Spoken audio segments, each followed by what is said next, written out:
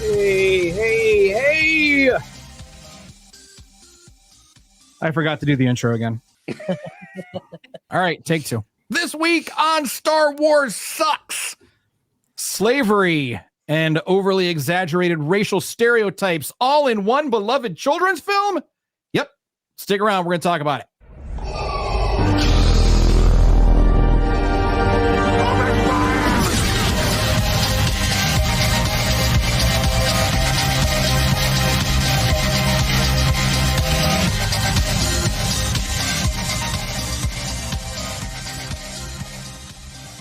That's more like it. Welcome to the show, everyone. Howdy, succulents. Welcome to Star Wars Sucks, a non-toxic, low-sodium Star Wars show that doesn't make you feel bad for not knowing that midi-chlorians are the microscopic organisms that allow you to use the Force to choke people to death. I'm sure it's an ability all of us would love to have from time to time. Yes. Especially on days like today. So whether you're a hardcore fan or just a little swarzy curious, this is your Star Wars safe place. We're the Circle of Nerds, and we absolutely do love Star Wars, even if we don't always like it. So why don't we go around and introduce you to our motley crew. Gentlemen, so to my left, your right, star of stage and screen, it is the sensational Sherry. Hello, everyone. I feel like you should have like wrestling music going on in the background. You need some code. I think we all need like entrance themes. We do.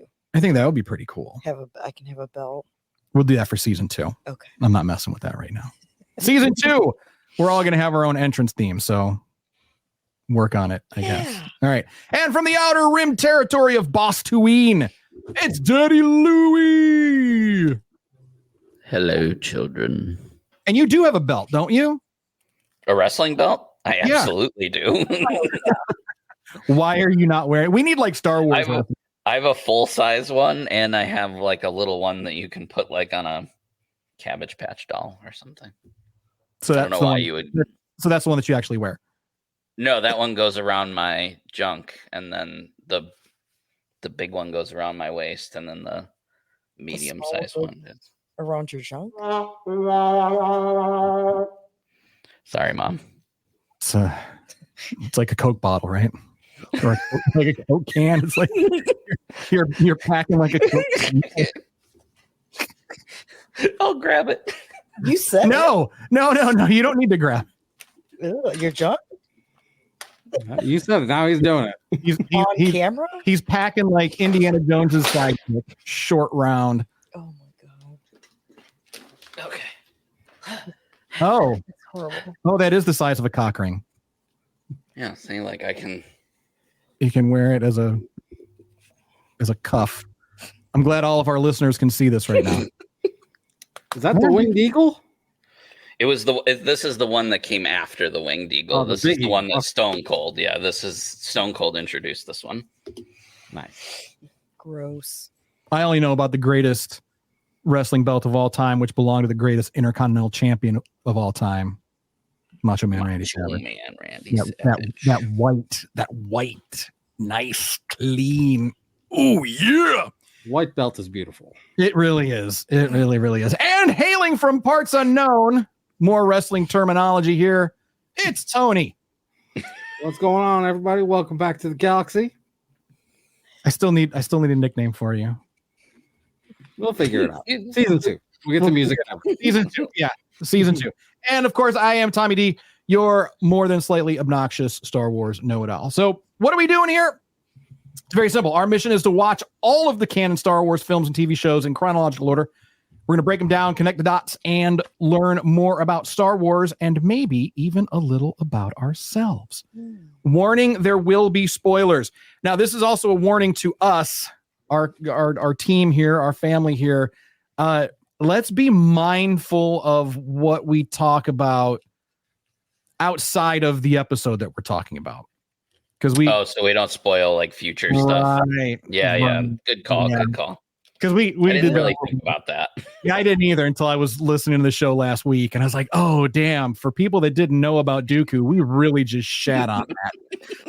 Okay, well, you started. I know. I mean, No, I know. yeah, no, we were all guilty of that We're for all sure. guilty of it. I'm not pointing fingers. Here, I'll point fingers at myself because okay, well, I don't know. Yeah, If, I- how I to- honestly didn't think about it until you just said that. same. That was the whole point of that little series. So, what we were going to talk about. Yeah, well, but the thing is, like, the assumption is that some of the folks that are listening to the show are brand new to Star Wars, and they don't know the things that we know. Like we know the history of many of these characters, so it's going to be hard to not talk about. Then we should. We'll do our best, folks. We'll do our best. In date order. In release order. In release order. Well, but again, some people, like, if they're new, if they're like brand new, everybody knows a little. maybe. I think it's rare that you're going to find somebody that doesn't know anything about Star Wars, even if they haven't watched it. Yeah. You know what I mean? At least it's going to be certainly rare enough that somebody's listening to this podcast that has never seen anything. True. Right. Sure. So, But, I mean, just in case, if we can, we'll well, there goes my my top ball. I mean, no, it's fine. I say if we what am I can. supposed to say? People, you know what? If it's gonna be like a foreshadowing type of spoiler, we'll just have people plug their ears. Just skip that part. It's Earmuff it. Earmuff it. There you go. All right. So last week we talked about the birth of Ahsoka and the gradual fall, the descent of Count Dooku, as shown in the Tales of the Jedi TV series. The general consensus was that these episodes were a bit heavy emotionally. However, they were still very impactful, insightful, and definitely worth watching in or out of chronological order. Yeah. So very, very good stuff there. So this week, we're talking about the big one. We're talking about one of the most controversial films in the Star Wars franchise, probably one of the most controversial pieces of media in the Star Wars franchise. And that is Star Wars Episode 1, The Phantom Menace. Yikes. Released in 1999, The Phantom Menace marked the return of George Lucas to the director's chair after a 22-year hiatus. The film takes place 32 BBY and sets the stage for what will be known as the Skywalker saga. So set during the Galactic Republic era, the film follows a young Anakin Skywalker and his rise from slave to young Jedi, and introduces us to characters that will impact the galaxy for years to come. The film also helps to answer decades of questions and debates, and not always in the most pleasing of ways. So I know for many, many years, the only things that a lot of us had to go off of were the books and the comics and things like that. And then in one movie, in one shot, all of that was gone. It was wiped out. All of these things that we had debated on and things that other authors had written about, gone out the door. So some people were okay with it. Some people disappointed. And that's why it's probably one of them. And then there's, Jar Binks. Anyway. So a quick note on BBY, ABY. We are going to be using that term as we continue on with our podcast. So BBY means before the Battle of Yavin. And that is something from the very first film, Star Wars New Hope, which takes place which was released in 1977. And that's considered year zero on the timeline. So anything that happens before that is BBY. Anything that happens after that is ABY, for after the Battle of Yavin. So there you go. So let's get into it. We have babbled long enough, and let's get into some things. So Louis, because this is one of your favorite films of all time, we're starting with you. Mm-hmm. Light side pros, dark side cons, and then your blast points. Anything impactful, meaningful, or a hot take. Or a hot take. You could have all of those things. It's certainly not my favorite movie of all time.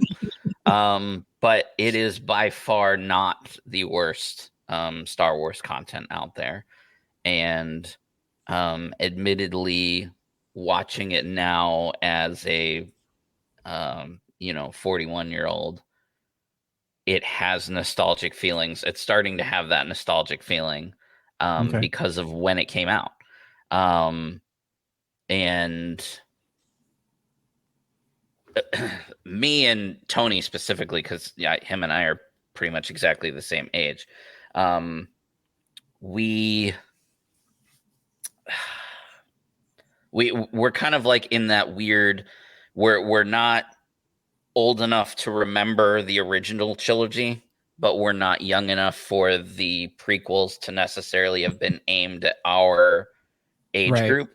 Like the prequels, specifically episode 1, was really geared towards that, like I would say that 8 to 15 year range of audience, which we were outside of. We were late teens, early 20s when those came out.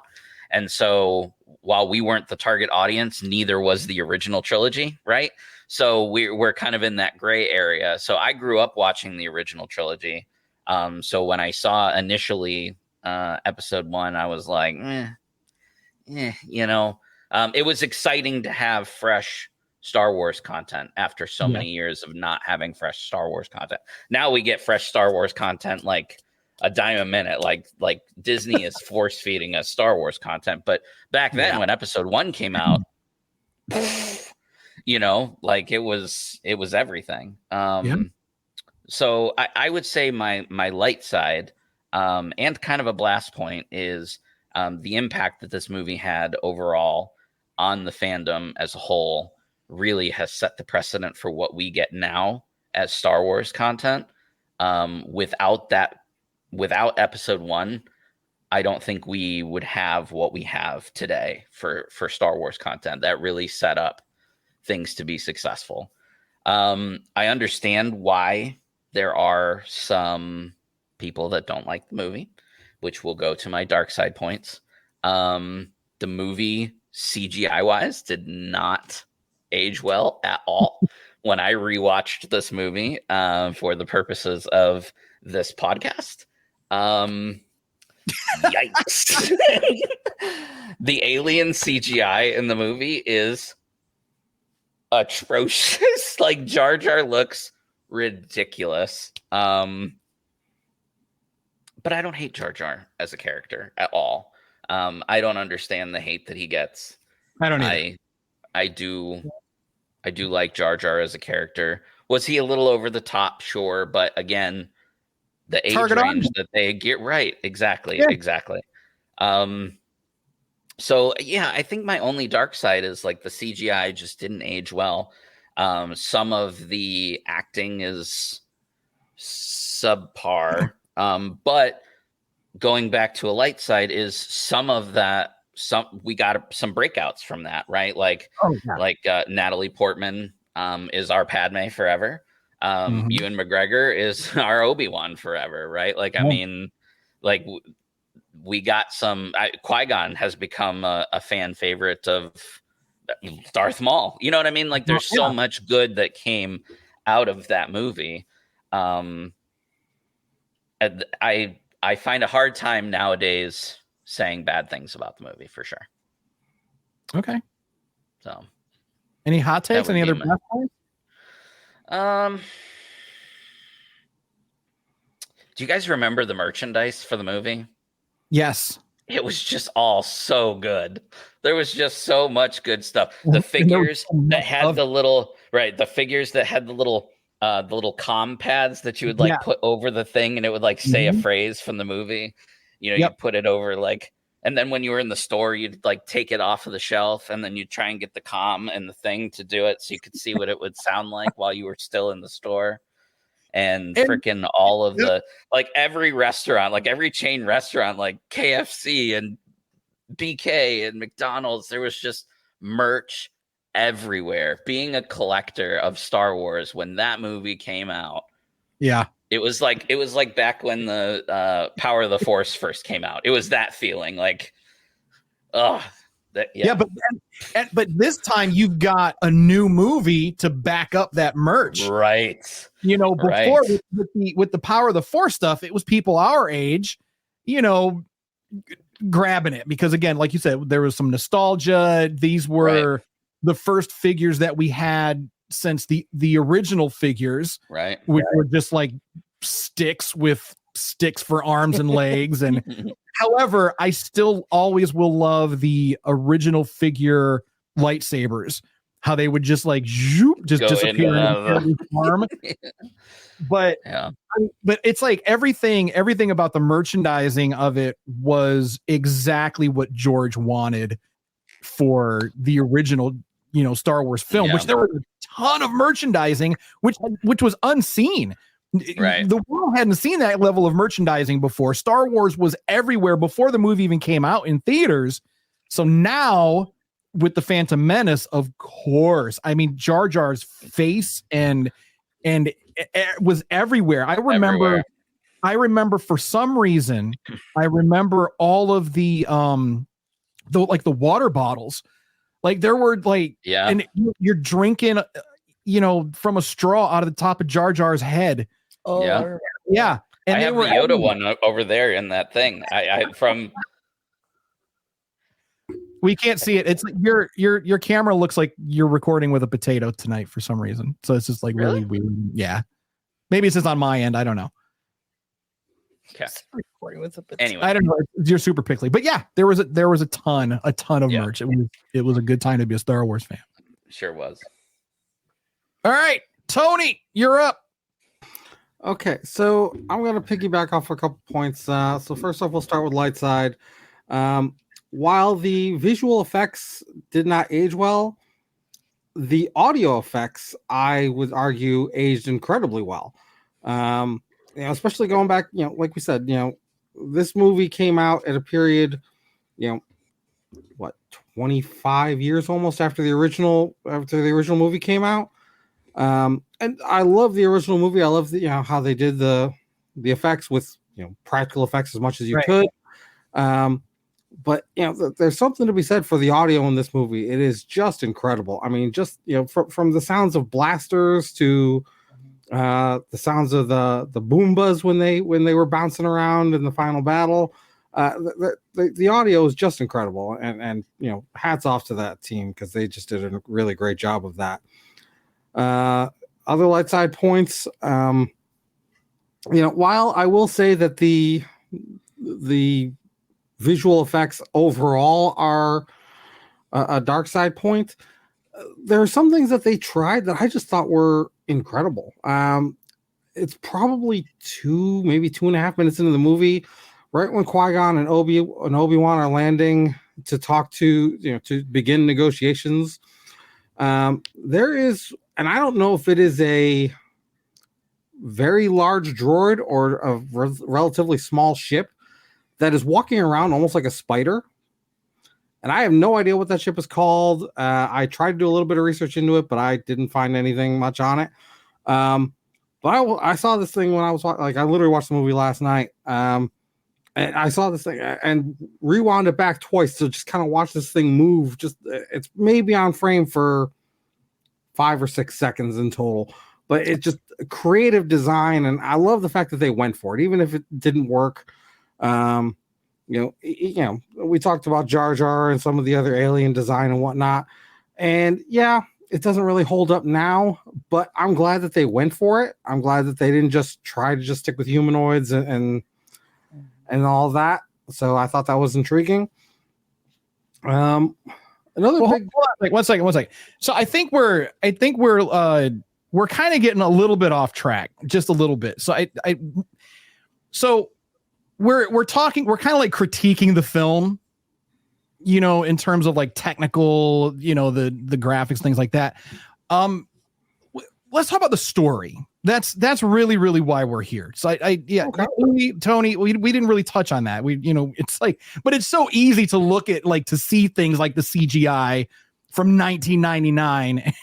Like, I noticed it too. People were walking. There's no shadows under their feet. It looks like they're just walking on nothing. There's a lot of things like that. But instead of the technical aspects of the film, let's talk about the story itself. Let's talk about, so when we're looking at like pros and cons and our blast points and things like that, let's think about that. Think about that in the way that you're approaching these answers in terms of story and where these things led us, and also maybe how it compares to some of the things that you grew up, knowing about Star Wars, because again, this film completely gets rid of, and there's that bubble thumb over it's so I weird. don't know where it comes from, but I don't know where it comes. So, again, like I grew up, after the movies came out, there were the re-releases, there were the special editions, those kept coming out. But it was books and comics, and that was it. There were no cartoons, there were no TV shows, there were no other movies. So everything that we grew up with, especially like, in when did Jedi come out? 83, I think. Yes. Probably. Yeah, I think 83. 83. So from 83 to 99, there's nothing, except for the EU, the expanded universe, which is now known as Legend. So, you have that whole period of time where you're reading all of these stories, and like this whole mythology is built up in your head. That's, your head canon. And then now here comes Papa George. And he's like, yeah, no. He's like, I know I signed off and I gave my thumbs up on all of these books, all of these beloved stories that you all know and love so well. But no, we're just gonna forget those ever happened, and we're gonna go with this thing that I made up. Which he is the maker, so that is his prerogative to do so. So in those terms, if you guys want to absolutely revisit. So when it comes to that, I would say, as far as the story is concerned, and this is one of the things that I'm really glad about how we are doing this, is having just watched Tales of the Jedi and seeing some more stories of the corruption of the Senate really gives a better layout to what we're seeing in this movie of how diplomacy and corruption have led the groundwork to allow the story to happen. Right. Because I would at least like to think that back in the days of the High Republic, this type of thing would have never happened. We're going to find out soon enough. Sure. Acolyte's on its way. Now, the one, and it's not an issue so much as just my personal experience. I never really read most of the comics and whatnot. So for me, it was literally just, okay, I've got the original trilogy to go off of, and now I've got this movie. So I didn't have a whole lot of headcanon for it. To me, it was just, okay, we're just diving in and let's see what happens. Okay, well, that's good. So that was a fresh perspective for you then. So that's really good. Okay. As far as, going through the story beats, I will say, getting into a dark side point here, I do understand the hate that Jar Jar gets. He is not the worst character by any means, but he's certainly not among my favorites. Again, just I'm not like Louis mentioned, target audience for this movie 8 to 15, and for me it just didn't hit. I appreciate what they were trying to do. It just, to me, it was a little too goofy, a little too silly. But that's fine. It wasn't meant for you. Like, you weren't the target. And it's also comic relief. Yeah. And there's nothing wrong with that. I mean, Star Wars has always had comedy in it. It's one of the things that the toxic fan base has always had a problem with to a point. But that's another conversation. So I don't mind that aspect. To me, it's just like, to me, the nice thing about other aspects of Star Wars was there was always comedy to it, but like there was never just a character that's all it was just comic relief. Right. Whereas that's what Jar Jar was. And that's okay. But beyond that, I will say there's a certain, looking back on it now, a certain amount of blind faith that you have to have. And as much as, and Louis knows this, Qui-Gon is by far my favorite Jedi of all time. I've gone back and read some of the original, some of the novels and whatnot of him and Obi-Wan's relationship prior to the movies. I've started reading into some of his relationship as a Padawan to Count Dooku. And I love that character, but the blind faith that he has and just, well, this is all just going to work out and we just got to ride with it. Because, I mean, let's be honest, if they lose, like if somehow Anakin loses that pod race, they're fucked. Like, I think that he knew. I don't think that it was like, because like Padme brings that up. Padme even says, your faith in this boy, and a boy we hardly know, and she was like, he was like, well, she said the queen would not approve. She's like, trust, I don't approve, but I do not approve. Yeah. So I think Qui-Gon knew. I think that he had, in some ways, that foresight, similar to what Palpatine has. Palpatine's able to really foresee things until his ego gets in the way. And I can certainly accept that as the headcanon and the logic to go with. Yeah, I don't know. To me, that becomes one of those, if he's that strong with the Force, then he really should have been on the council. And, maybe that just goes to the flaws and the blindness that Jedi had in the Force going into all that. Obviously, again, we don't have that background at this point to know. But yeah, I think you get it. I mean, Tony, I think that's it.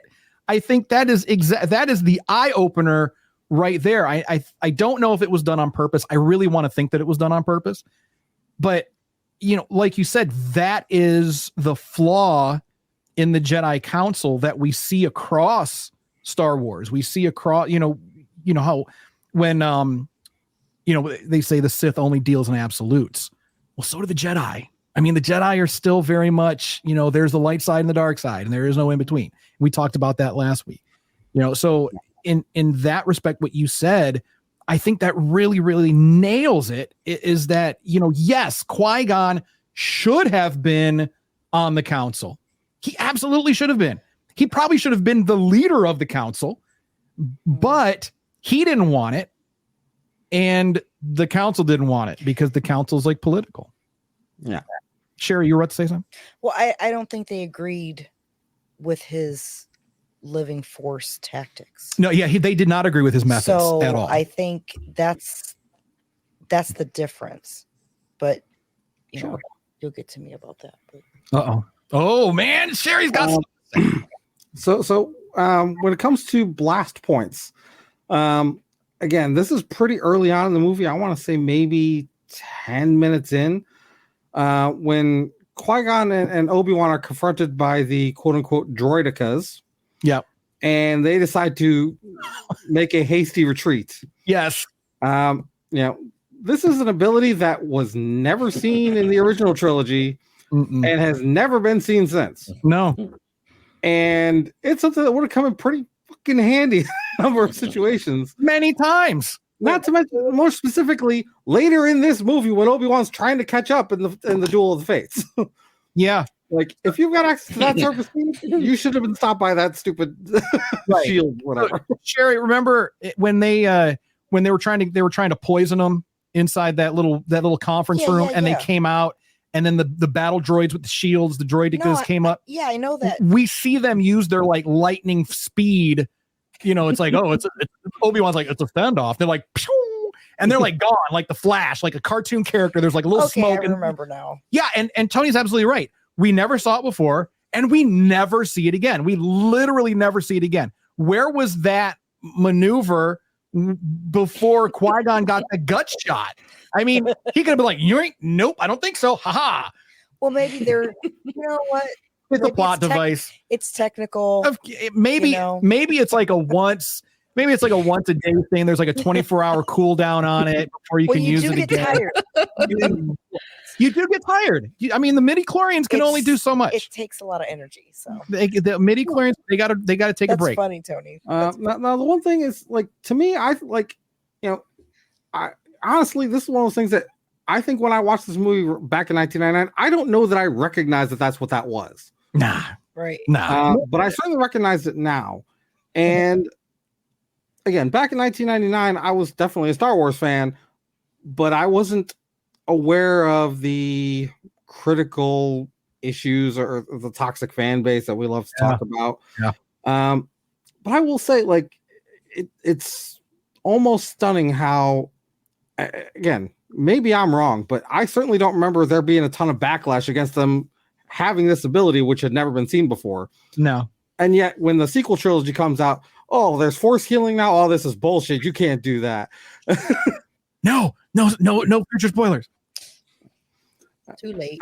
Too late. I think that I've always said that the Force is like the ultimate cheat code. Like it doesn't matter. It explains everything. Before these movies came out, and we were just living on the books and stuff, and we would have, as youngsters, we would have these debates. Well, how did they do this? How did they do that? The Force. I mean, that's it. It's like, how did he survive doing the Force? You can use the Force to explain away everything. It is the cheat code. It is the up, down, left, right, back, forth, A, B, whatever the fuck that cheat code was. But the Force is the cheat code. Yeah. So I guess before I go too much on a rant on all of this stuff, I will say final light points, dark points for me. Again, now having watched Tales of the Jedi, and I know it's one of the major criticisms that this movie and the entire prequel trilogy got was how much time and energy was spent in Senate negotiations and all of that other stuff. I personally want a little bit more of it. I want to know a little bit more of how that breakdown went. When they tossed out Valorum and brought in Palpatine, like, what did that battle look like on the inside? I know they mentioned Bale as one of the potential people to come up. Chancellors, yeah. I really would have loved to get a little bit more of a deep dive into that. I understand it probably would have ruined the pace of the movie, but still, I kind of want to know more about that. Maybe we'll get Tales of the Senate. I mean, we've got Tales of the Jedi, Tales of the 10 Empire. out of 10 would watch. Amen. Of the Senate. So I mean, who knows? I think that would be interesting. I mean, because Tales of the Jedi, Tales of the Empire, they're shorts. They're not too long. You could do Tales of the Senate and really look at, like, I would love to know more about what happened with Valorum. I would love to know why Bail Organa didn't get the chancellorship. He was very popular, very well liked. I mean, we know why. He got choked out. Yeah. Right. Just a little bit because he liked it. Well, since we know that Dave and John listen to our podcast, we should just there's your idea, guys. There you go. Yeah. So Dave Filoni, John Favreau. Next year, 2025, let's see it. Tales of the Senate. Happen. That shit would blow up. You got all these people talking about how they don't like the politics of Star Wars, but that's all Star Wars is politics. Everything is politics in Star Wars. Everything. The Jedi, the Senate, the Sith, the New Order, the Old Order, the Republic Order, all the orders. It's all. And because I always like to leave off on the brighter side of things, final light side point for me, and I know I mentioned it briefly earlier, sound quality and whatnot, the Duel of the Fates. For me personally, as much as I love the Imperial March, as much as I love Luke's theme and all that, for me, that music, that's my number one. There's just nothing else that compares. And not just the music itself, but everything that goes into it. I mean, quite literally, that entire battle is the fate of the entire Star Wars universe. Yeah. If Qui-Gon does not die in that battle, I don't think Anakin grows up to become what he becomes. And who knows where that world ends up. Yeah. I mean, it had to go in the direction that it went. We had to lose Qui-Gon.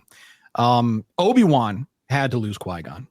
Anakin had to lose Qui-Gon. It's sad and it's unfortunate, but I agree with you. It had to happen. And and I would agree that is probably one of the finest pieces of music in cinema, period. There's actually a little mini documentary about it. I just recently watched it on YouTube, and it's just, John Williams and George Lucas kind of going back and forth, the sound that John is there, that George is looking for, and then how John Williams is able to like just bring that, into life, just pull it out of the ether. He brought in the choir. It's just amazing. But then someone did like a little parody where they made lyrics for that, So but there good. were long lyrics where it's like it sounds like they're saying corn on the cob. It's so And I good. can't- the corn on the cob. It's so good. I cannot hear that. It's so without- good. It is really, really good. And if you haven't heard it, please listen to it. However, it may ruin Duel of the Fates for you for the rest of your life because you will never be able to listen to it without hearing corn on the cob anymore. And it kind of takes the gravitas away from it just a little bit. But Good job. Yeah. I'm gonna download that audio and we'll put it up on we gotta do the other social pages. we got to do it. We got. So, Louis, before we get to share, I'm going to circle back around to you and see if you had anything else you wanted to mention, story side of things. Honestly, There's a lot. I mean, there's a lot to unpack in this movie. yeah. I mean, Tony kind of took the words out of my like. It's very. The story is. Yeah, I mean, everything Tony said was right. It's a pivotal moment. It's very important. It's a must see. There's no way of getting around it. If you watch it in chronological order, and you have no idea what's coming in the future for these characters, man, are you in for something special? Yeah, you're in for a ride, if you've sure. seen some of the older stuff, and this is your first time dabbling in the prequels, with that knowledge, just being able to have some of that backstory. And some of it is just fun, right? Like the origin of C-3PO. You know, that it's just a fun like, you know what I mean? No one asked like, oh, I wonder how C-3PO was made. And then George was like, here, don't you want to know? And now we're like, oh, I'm so glad I know how, you know what I mean? Like when I sat down to watch that, I wasn't thinking this is where we're going to meet C-3PO. Yeah, I had no idea because we didn't know that Anakin made 3PO. Had no idea. That was a brand new thing to fans. Right. And then more than 18 years. Like, I don't know. 18 plus, I don't know. Like 25 plus years later, you've got C-3PO telling Luke Skywalker, thank the maker. And it's like, your dad was the maker. Right. Yep. C-3PO was what, the only character, him and R2 are the only characters to appear in all Star Wars films. And R2 knows everything. I don't think he has ever had a mind wipe. I was going to talk about that. Oh, I'm sorry. Okay. Sorry. All right. All right. Thank you, Daddy Louis. I'm done. Sensational Sherry. No, I'm done. So you guys said everything already. No, there's still more stuff. You have pages and pages. So I do have pages. So Sherry and I, we took the girls with us, and we actually saw this in theaters recently. Yes. It was the 25th anniversary? The 20th anniversary? 25th. Came out in 99. 99. So 25. 25 years. So I'm either a terrible Star Wars fan or I'm just really bad at math. No, we're just really bad. Right, bad at math. So we were privileged enough to see this in theaters, which I highly recommend, because Tony, I agree with you 10,000%. The sound was amazing. Maybe a little too amazing sometimes. Sometimes I was like, oh my God. No, it was. That's just because I'm so old. But but we got to see it in the theaters, so I think that's fun. That's fun. So Sherry, what say you? No. No, like I feel bad because you talked about like not having like big time spoilers. So you told me now I can't say stuff. Okay, well, you told me. You said start with Louis. Oh no. You said because I don't feel prepared. Start with Louis. The spoilers is what I'm saying. Okay. But anyway. Yes. So a little snippet of like, what I liked about it. Yes. What I liked about it is that hold on, because I'm old and I can't see my paper without taking my glasses off.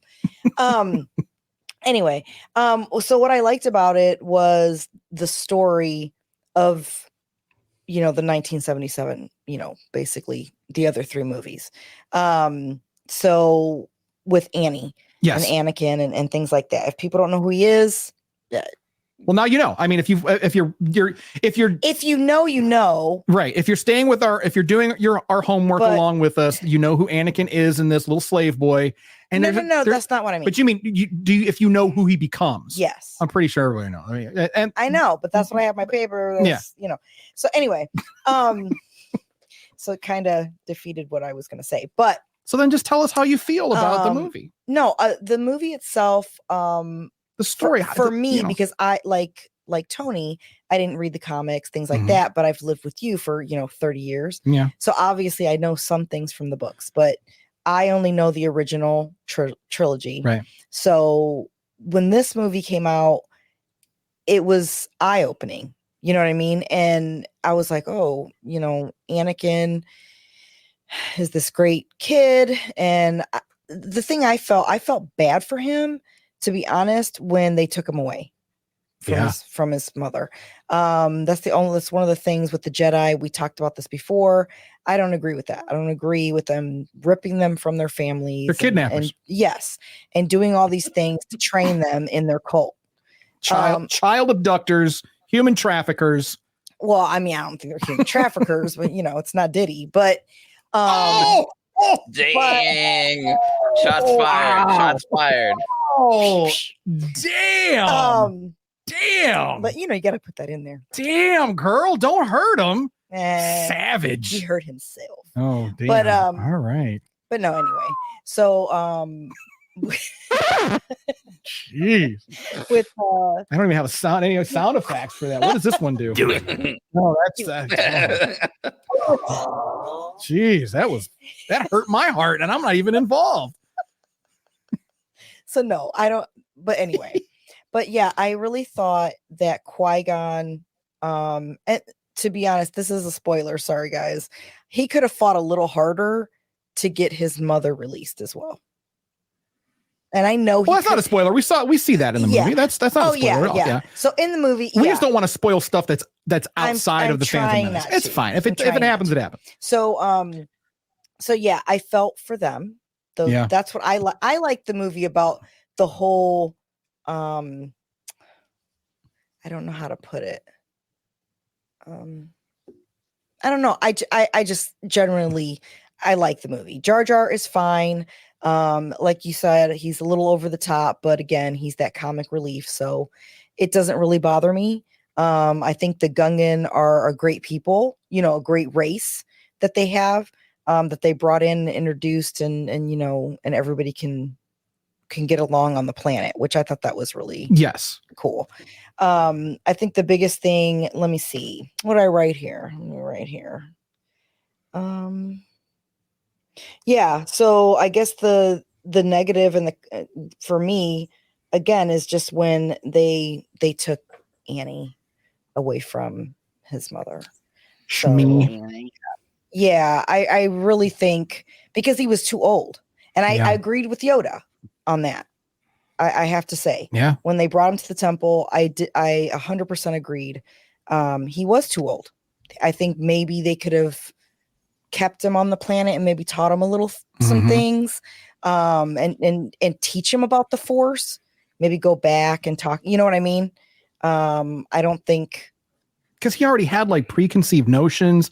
Right. He was obviously bitter because he was a fucking slave. Right. Well, so that he was bitter about a slave, but I mean, really, they didn't really dive into the slave thing. You see it once when Padme was like, "You're a slave," and he was like, "I'm a person, and my name is Anakin." Well, I guess so. That motherfucker is a little bitter about his slavery. So he already had anger. He had that, and then he has, longing. He misses his mom, and all of those emotions, as Yoda says, could that it's fear, that fear. But Anakin himself even said he wasn't afraid.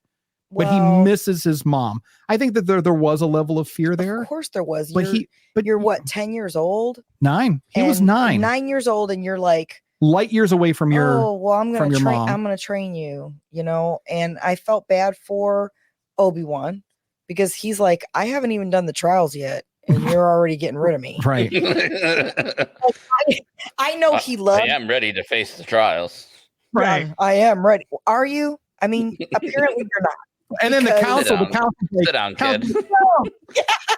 You defeated a Sith. You're good. Yeah, you're fine. Go ahead and cut the ponytail off. You're good. Go ahead. Here's a Padawan for you. Even though Obi-Wan didn't become a Padawan until he was like 12, he almost got shipped off to an agricultural colony because nobody wanted him. He was like the kid picked last for kickball on the playground. So, Tony, you said you liked reading stuff about Obi-Wan and Qui-Gon. There's a young reader's book about Obi-Wan and Qui-Gon, about Qui-Gon taking Obi-Wan as his Padawan, like days before he was supposed to get shipped off to an agro colony. So it's a good book. Again, it's a young reader's book. It's for, but I was able to say all the words out loud. So, perfect for me.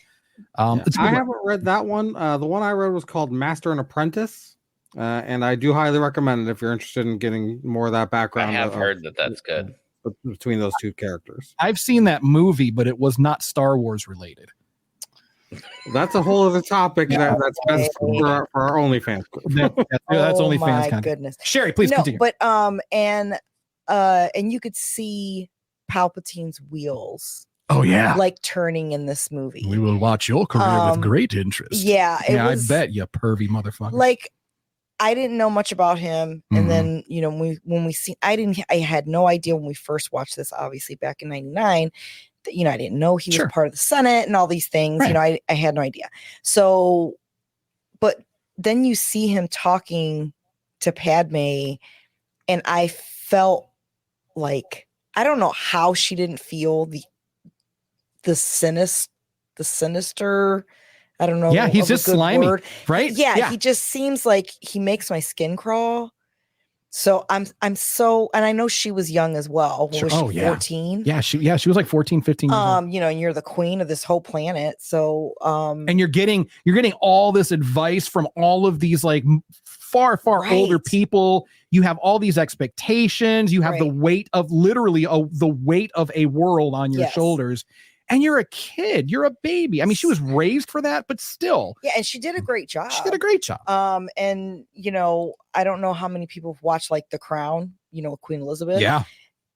It reminds me of her story, which I think is weird. But I bet George based a lot of Padme on Queen Elizabeth. Yeah, I would imagine she was so young and things like that. It is that parallel, the young queen. Yeah, the young queen you had during a war. I mean, she was doing stuff during World War II. I mean, it was just Yeah, but for Padme, she took it like a champ. She did, and she kept all those internal struggles to herself, for the most part. But she was the one who brought the Gungans and the Nubians together. Yes. I mean, she got down on her knees and said, "We beg you to help us." I mean, that speaks volumes of her character. I mean, she was a 14-year-old girl, but she was a woman. I mean, she was absolutely she's the queen. She is the queen. She knew her place. Right. She knew what she had to do to save her planet. Not just her people, but every species, every creature. The people. The people. Yeah. Right. Yeah. So, and then I guess one of the surprising things, obviously, you already mentioned it, was, C-3PO, and that Anakin made him. So that was very interesting. And I think one of my favorite scenes was the fight between Qui-Gon and Darth Maul and Obi-Wan Kenobi. I loved it. Yeah. It's intense, especially when the walls kept closing and you're like, seriously, are you going to fight? Yeah. Come on. So I thought that was very interesting. But I did question the whole, like when Qui-Gon got killed, his body didn't disappear. There's a reason for that. So, and we can get into that later. But I know it at some point, because I don't even know that. Oh yeah, okay. Yeah. That whole yeah. Okay, so that I was like, Yoda explains it in the movie. in a movie, yes. Eventually. Okay, so no, that's fine. But if you've watched, the first trilogies, that's what happens. So then when I saw this, I was like, "Whoa, what's going on?" And then, the living force and things like that. So as a kind of a noob in the whole thing, I was like, "Oh, well, and that's a great point. That is a really, really good point. Because when we watched the show last week and they buried the Jedi that got killed, yes, and they put her in that coffin with the light, or whatever it was, like a cremation. I was like, what? Right. I didn't think that happened. Because the first time that, up to this point, the first time that we had ever seen a Jedi die was in the original trilogy, when Obi-Wan went out and he just poof, and then we see it happen again with Yoda. But it's interesting because in the prequel trilogy, they tie that together. Okay. They tie it together with Yoda and Obi-Wan.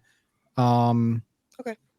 And it's great. It's actually giving me goosebumps thinking about it right now. Okay, cool. So but that's really it. Okay. All right. I think that's all I had.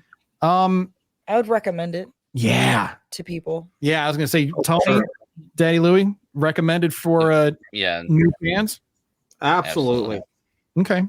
So my stuff before we head out, I'll do my stuff as quickly as I do, I guess. But Lord. I despite all of the expectations that I had going into it, of the prequels, the prequel films, this one is my favorite. It probably makes my top 5 for Star Wars films. This one is up there. I would say it's like my top 3, actually. And the reason being is that I know it wasn't made for me. It's not my Star Wars. It wasn't my generation Star Wars, but it had everything there that as a Star Wars fan, I wanted and that I would have asked for. We had the lightsaber duels. We had that fucking dope ass pod race. That pod race was the shit. Yeah. And I mean, like, it's like from start to finish. I mean, it's like in your gut, you know that Anakin's probably going to win, but the setup for it, oh yeah, I'll win this time. It's tense the whole time. You haven't even finished. You've never finished a race. Well, I almost won the last one, but Saboba blasted me with his flashed me with his vents or whatever. Yeah.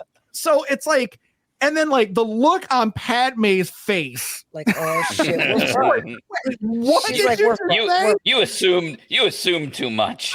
Right. She's like, I'm gonna be dancing for Jabba. What the fuck? We are never leaving this planet. We are done. We are done on Tatooine. That is it. Thanks, Qui-Gon. I will say, buddy. I don't want to interrupt, but I will say, for me, this is a great example of this is a character that we know has plot armor, and yet they give you that suspense. Yeah. Because I mean, really, if you've never seen it before, yes, there is the plot armor, so he'll live, but there's still no guarantee he's going to win that race. Oh yeah. There's still no guarantee. And it was just, oh man, it was great. I love that. I love Jar Jar. I love what he brings. I love his rise to power, and I mean, granted, he is the Sith Lord who is, the puppet master behind all of this. I mean, Darth Jar Jar, it's a theory, but I believe it to be fact. I believe that that theory is so funny. He has made all of this happen. If you really deep dive it and look into it.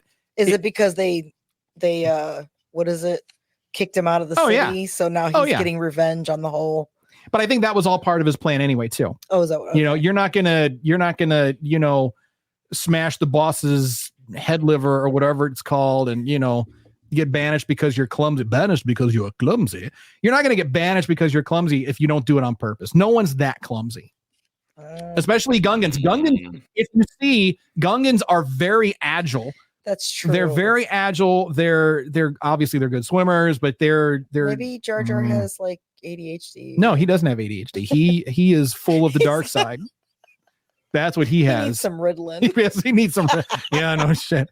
Ahmad Best did such a great job performing as Jar Jar, as the physical Jar Jar and the voice. He did such a great job, and he got so much hate for that. And I was so happy to see him come back Later. Later. So The that's act, what we're saying. yeah, later. So, but so I love it. I think that there were many corny moments, many corny moments. There were, but again, that's Star Wars. Star Wars is corny. It's cheesy. It's Saturday afternoon cinema. I mean, this is what George grew up watching. This is, so. I loved the Phantom Menace. I really, really do. I really can honestly say that there's a point in it where I've seen the movie dozens of times, and I get it I'm getting choked up now thinking about it. Every single time when Anakin is leaving and Shmi is like, don't look back. Don't look back. I'm like, oh my God, here we go again. It's the heartstrings. It really does. Mhm. It really does. And then he goes, and that just, the weight of that carries along with us when we see him in the Jedi Council chamber, and they're talking about that, and it's like, your thoughts of your mother. Well, I miss her. I mean, it's like duh. And like, he's cold in space, and it's like he is an actual, I mean, he is a good kid who has just been born into a shit situation, and it just I think they made it worse for him. The Jedi made it absolutely worse for him. Obi-Wan it opened him up to Palpatine. Yes. That's what happened. But Palpatine though is so good. Spoilers. Yeah, spoilers, sorry. Palpatine is zip it. Shut up. But to your point, as we will see, I don't want to say too much. Right. But it's kind of important what I'm going to say. Go for it. Earmuff it. Looking at Anakin in this light, seeing him here. Yeah. You will really see down the line how he was, just the way that he came into the Jedi Order is so dramatically different from how any other Padawan gets introduced into the Jedi Order. And I would like to see more of that from Star Wars content, to see how, and maybe we will in the future things that we watch, because as I've said before, I am not versed in Clone Wars and stuff like that. Oh man, but I would like to see more of how babies get selected to come into the Jedi Order. It can't be every slave on a planet, that a Jedi picked out. He was a unique case. It was like this destiny, and that made his training so much more difficult. And you really need to look at Anakin right now as you watch this film as this young little boy, and realize that his journey is wildly different from any other Jedi's journey. It is, to use a single word. If I were to use a single word to describe the story of Anakin Skywalker, it would be heartbreaking. That is the word, heartbreaking. And we are definitely going to get more into that as we go into episode 2 and 3 of the prequels, which we're going to be getting into in a couple weeks. But it is just heartbreaking to see how this young child was essentially, it's almost like being the child of divorced parents who are using the kid for leverage. Yeah. And that's exactly what we see between the Jedi and Palpatine. And it's like this wonderful, talented, funny little boy was used as a tool for other people's agendas, the light side and the dark side, both. And no one thought about the boy. No one thought about the boy. And I think that's why his tale is so heartbreaking, because, anyway, we're gonna get into a whole thing. Yeah. We could do a whole podcast just about Anakin Skywalker. Oh yeah. And the multiple and the things that come into his life. And once we start seeing him in the Clone Wars, I mean, to be totally honest, that's my Anakin. Like Anakin from the films is Anakin from the films, and we're going to get more into that again in later episodes of this podcast as we talk about those films. But the Anakin of the Clone Wars animated series, that is my Anakin Skywalker. I mean, that guy is, the relationship between him and Obi-Wan, the relationship between him and Padme, we get to see all of that grow and develop, and it's just beautiful, but it just makes everything else hurt that much more. Yeah. But yeah. So, my hot take is that it's a fucking great movie, and I absolutely love it. Flaws and all, I love that movie. That's my hot take. Dark Side, I thought that some of the pacing was actually too fast. There was when they're going through the planet core and oh, Gooba fish, doing all that. They're big Gooba fish. But it sets up Qui-Gon for that classic, there's always a bigger fish line, right? But I read the book, and in the book, obviously, they go into more detail. But there's this whole thing where in the book where Qui-Gon touches Jar Jar's shoulder and knocks him out. Well, he's using the Force on him, obviously, to knock him out. And then Obi-Wan says, you overdid it. There's more to it in the book, but in the film, it's just like, it's so quick. And they barely touch on it. So I think that's my least favorite scene. It's fun, but like the pacing of it, it's like, and again, with this movie, there's so much to unpack. There's so much that was put into the film. It's hard to really rest on just one thing, but I think overall we get the building blocks for the tragedy that is Anakin Skywalker's story. I mean, ultimately it ends up with redemption, but I don't know. Yeah. It's still, it hurts this heart, hurts the soul. So anybody got anything else? I think that one other really quick thing is, I guess, a dark side of something that I would like to have seen more of would have been Qui-Gon actually teaching Obi-Wan. Like you see him teaching him in passing, but it's really touched on very lightly, like when Qui-Gon is talking to the council about Obi-Wan's progression, through like his training or whatever. He says, he still has much to learn of the living force, but he is capable.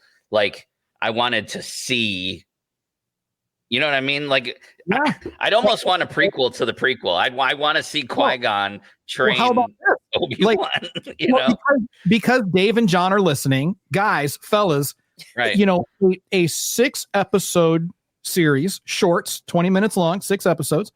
Qui-Gon and Obi-Wan, from the time that he takes Obi-Wan as his Padawan to like a day before, they get sent to do the trade negotiations. So we Tales of the Padawan. Tales of the Padawan.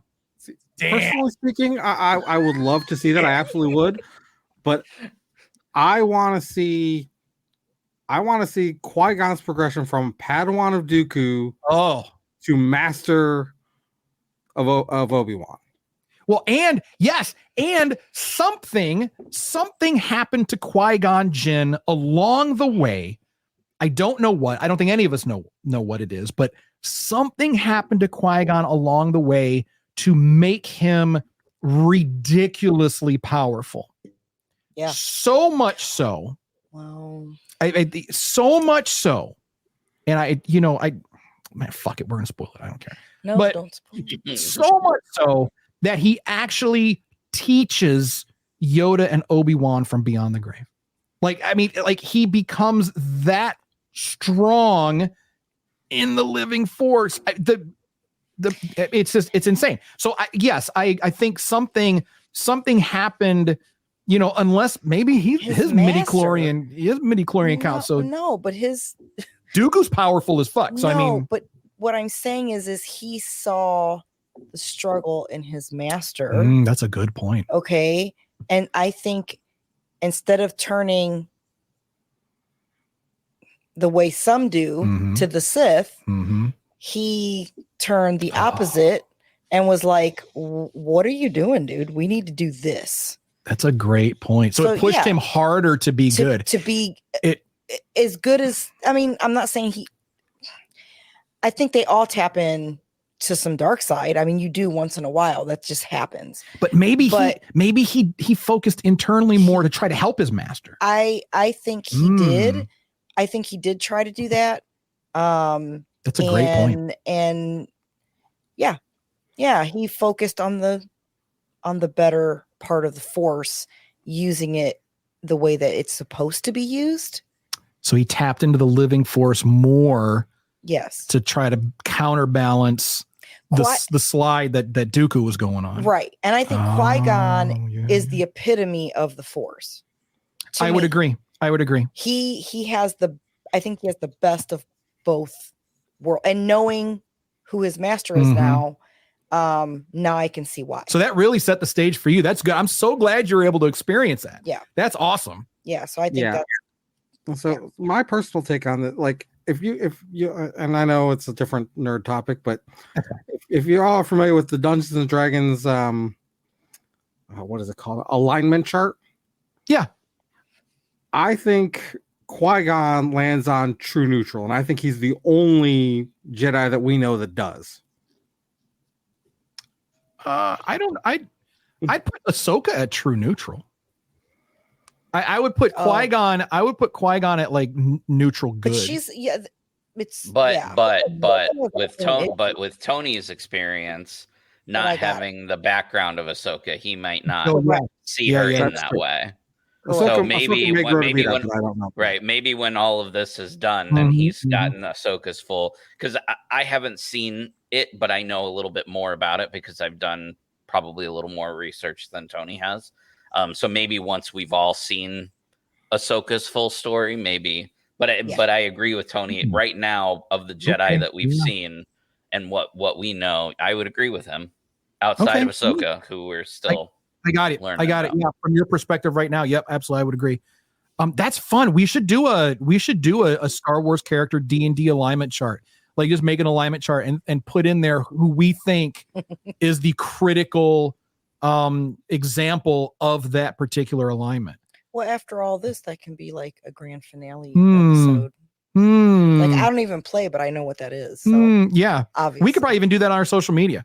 Like, ask people to, say what's your, who do you think is lawful good, and things like that. Like I would put Yoda as lawful good. He's just like, I was gonna say Mace, but Mace is, Mace is like a paladin. But we'll have to yeah, we'll get into that.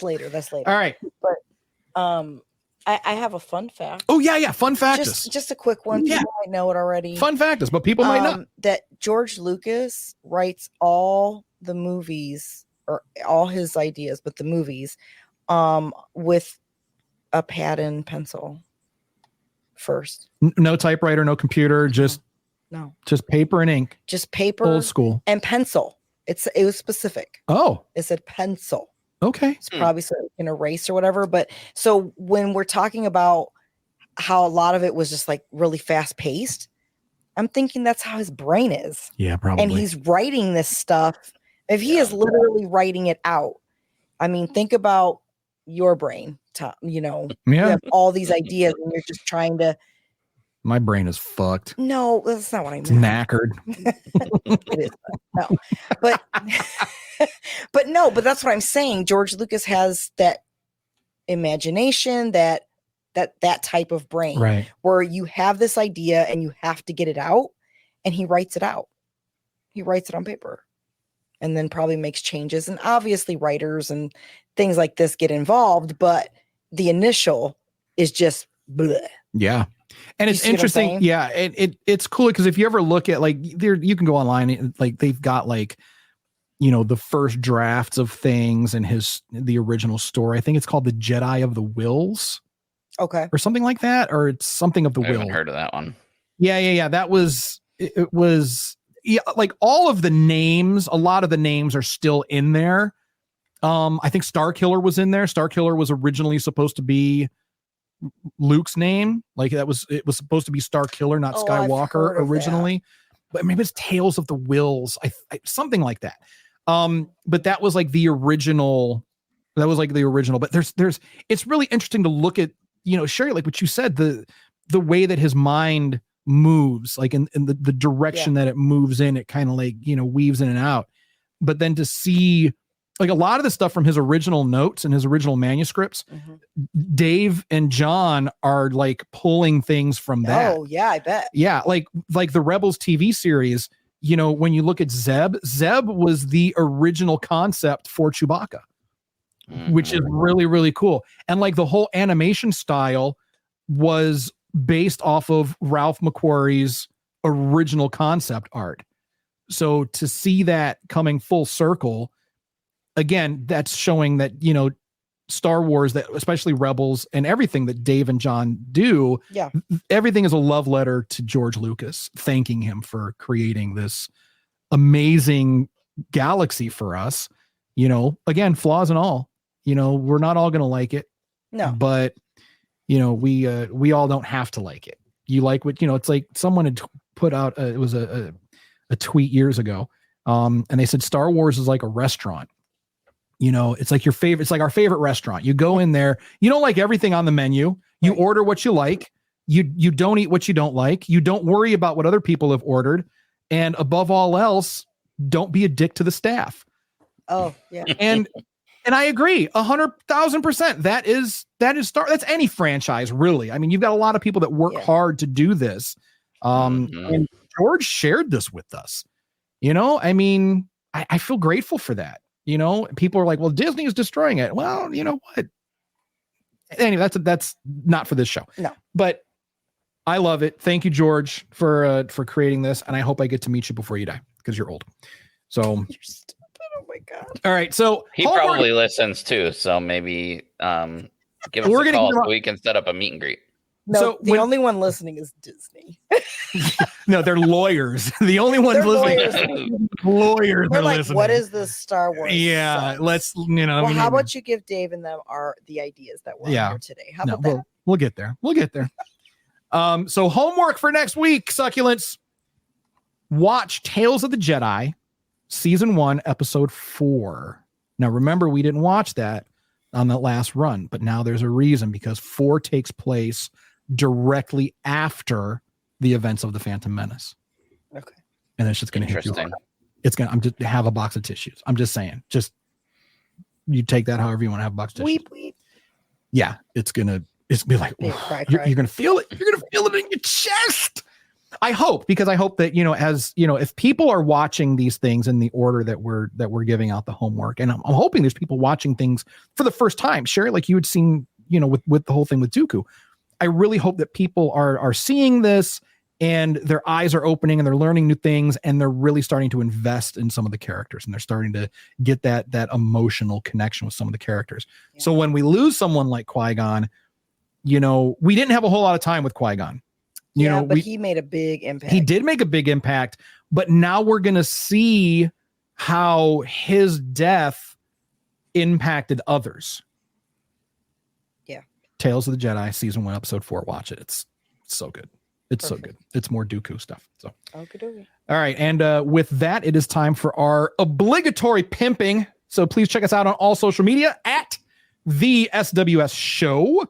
And be sure to subscribe to the podcast and our YouTube channel. That way you never, ever miss an episode. And if you'd like some merch, head on over to circleofnerds.com/merch. We probably should make our own merch site for this, huh? Yeah. Instead of no, it's fine. Piggybacking off Circle of Nerds. It can be. It's fine. Yeah, we'll do that another time. So, and if you'd like to know what's coming up, you can check out our timeline in the show description. So that's going to let you know what's coming up in, for the rest of the season. So does anybody have anything else before we head on out? Anyone got anything going on? Anything that the folks need to be aware of? Not I. Nothing. No. Nothing going on. I can think of. Nobody's doing anything else. Huh? All right, there you go. All right, fair enough. All right. So, succulents, thank you so much for tuning in this week. As always, we really appreciate it. We appreciate you spending the time with us, and we hope you learned something. We hope that you are enjoying this journey through a galaxy far, far away. So until next time, as always, if no one does anything nice for you, do something nice to yourself, and we will see you all next week. Bye. Bye.